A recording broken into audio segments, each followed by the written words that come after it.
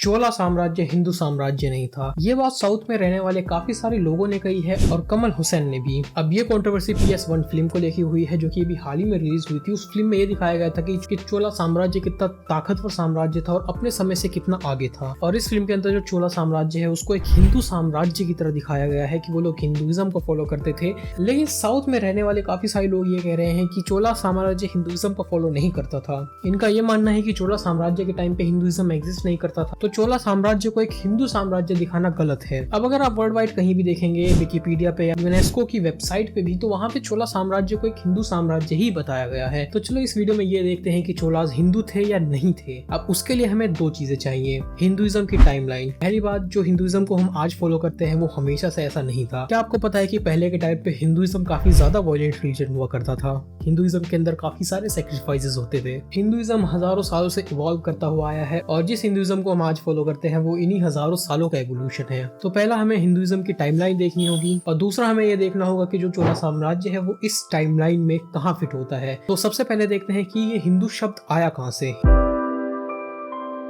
हिंदू शब्द का सबसे पहला उपयोग 500 BC के आसपास हुआ था। उस टाइम पर पर्शियन जो लोग थे वो सब सिंधु रीजन को हिंदू कहते थे, क्योंकि पर्शिया के अंदर वो लोग श को प्रोनाउंस नहीं कर सकते तो वो श को हा प्रोनाउंस किया करते थे, इसीलिए यहाँ से सिंधु से हिंदू बन गया। हिंदू का अर्थ उस टाइम तक रिलीजन से नहीं जोड़ा गया था। सबसे पहले हिंदुइज्म को रिलीजन से 7th BC में जोड़ा गया था हुएंग तांग के द्वारा। इन्होंने जो भी नॉन बुद्धिस्ट लोग थे उन सबको ऐसा कलेक्टिवली हिंदू कहा। तो अगर उस टाइम पे कोई भारतीयों को हिंदू कहता भी था तो वो कोई फॉरेन कंट्री का इंसान हुआ करता था। उस समय हिंदू धर्म नहीं हुआ करता था, उस समय वैदिक धर्म करता था। आज भी हिंदुइज्म के अंदर जो वेद होते हैं हमारे, जैसे कि ऋग्वेद, सामवेद, यजुर्वेद और अथर्ववेद, इन 4 वेदों को आज भी हिंदुइज्म के अंदर सेक्रेड माना जाता है। और जब मैं वैदिक धर्म की बात करता हूँ तो वो वैदिक धर्म में जो भी लोग हुआ करते थे वो इन्हीं 4 वेदों को मानते थे और इन्हीं के हिसाब से अपनी जिंदगी जीते थे। तो उस टाइम पे जो हिंदू शब्द है उसे कुछ फॉरेन लोग हमें आइडेंटिफाई करने के लिए कहते थे। उस टाइम के लोग अपने आप को हिंदू आइडेंटिफाई नहीं करते थे कि हम हिंदू धर्म का पालन करते हैं, दरअसल वो वैदिक धर्म का पालन किया करते थे और वैदिक धर्म ही आगे चल के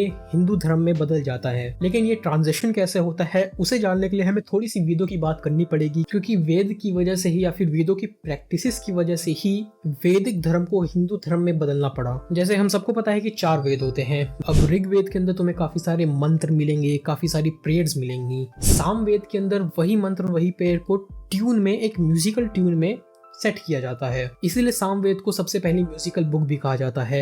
यजुर्वेद के अंदर ये कहा गया है कि जो भी तुम मंत्र वगैरह बोलोगे उस मंत्र को बोलने के समय पे तुम्हें एक सर्टेन रिचुअल का फॉलो करना होगा, एक प्रैक्टिस को फॉलो करना होगा। तो यजुर्वेद के अंदर ही तुम्हें काफी सारे रिचुअल्स और सैक्रिफाइसेस मिलते हैं और वेदों के अंदर कुछ सैक्रिफाइसेस इतने ज्यादा एक्सट्रीम हो जाते हैं कि तुम उसे एक नॉर्मल फंक्शनिंग सोसाइटी में कर ही नहीं सकते, तुम्हें वो जंगलों में जाके करना पड़ेगा। क्योंकि वैदिक धर्म के अंदर काफी ज्यादा सैक्रिफाइसेस हुआ करते थे, तो इसीलिए जो वैदिक धर्म की पॉपुलैरिटी है वो धीरे धीरे कम होती गई। और 600 BC में जो बुद्धिज्म है और जैनिज्म है, इस तरह के धर्म पॉपुलर होना शुरू हो गए बिकॉज ये नॉन वायलेंट धर्म थे। क्योंकि 600 BC के अराउंड ही बड़ी बड़ी सेटलमेंट्स बनने लगी, अर्बनाइजेशन स्टार्ट हो गई, लॉ एंड ऑर्डर आ गया एक सोसाइटी के अंदर। और इस तरह की सोसाइटी के अंदर जहाँ लॉ एंड ऑर्डर वगैरह है, यहाँ पर सैक्रिफाइसेस की जगह नहीं होती। इसलिए जो वैदिक रिलीजन था वो एक सैक्रिफिशियल रिलीजन था और उसकी पॉपुलैरिटी 600 BC से कम होती चली गई। और क्योंकि बौद्धिज्म और जैनिज्म जैसे जो सेक्ट थे वो धीरे धीरे ऊपर आ रहे थे, तो ये वैदिक धर्म की जो एग्जिस्टेंस है उसके लिए खतरा बन गए। इसीलिए वैदिक धर्म को बचाने के लिए जो सैक्रिफाइसेस थे वैदिक धर्म के अंदर, उन्हें कम करने के लिए लोगों ने उपनिषद इंट्रोड्यूस करे वैदिक धर्म में। उपनिषदों में यही लिखा गया है कि भक्ति भाव से भगवान का पूजन करो, अर्चना करो, सैक्रिफाइस करने की जरूरत नहीं है। और उपनिषदों को इंट्रोड्यूस करने के बाद जो वैदिक धर्म है उसे एक पीसफुल धर्म में कन्वर्ट करने की कोशिश करी गई। लेकिन जब मौर्य साम्राज्य आया, चंद्रगुप्त मौर्य आए, वो जैनिज्म को फॉलो करते थे। अशोक हो गया मौर्य साम्राज्य में जो बुद्धिज्म को फॉलो करता। तो जब राजा अशोक की मृत्यु हुई 232 BC में, उस टाइम तक जो वैदिक धर्म था वो बिल्कुल खत्म होने की कगार पे आ गया था। लेकिन जब मौर्य साम्राज्य का अंत हुआ उसके बाद शुंग डायनेस्टी आई, तो वैदिक धर्म ने दोबारा से अपने आप को रिवाइव करना शुरू कर दिया। क्योंकि शुंग डायनेस्टी के जो राजा थे, पुष्यमित्र शुंग, अगर मैंने नाम सही लिया हो तो, उन्होंने वैदिक धर्म को प्रमोट करना शुरू कर दिया, सैक्रिफाइसेस वगैरह शुरू करे, तो वैदिक धर्म दोबारा से यहाँ से रिवाइव होना शुरू हो गया। और फिर आता है गुप्ता पीरियड। गुप्ता पीरियड को वैदिक रीजन का गोल्डन एज कहते हैं, क्योंकि इसी टाइम में जो वैदिक धर्म था वो सबसे ज्यादा फल फूला। गुप्ता साम्राज्य के जितने भी राजा थे वो वैदिक धर्म को ही फॉलो करते थे और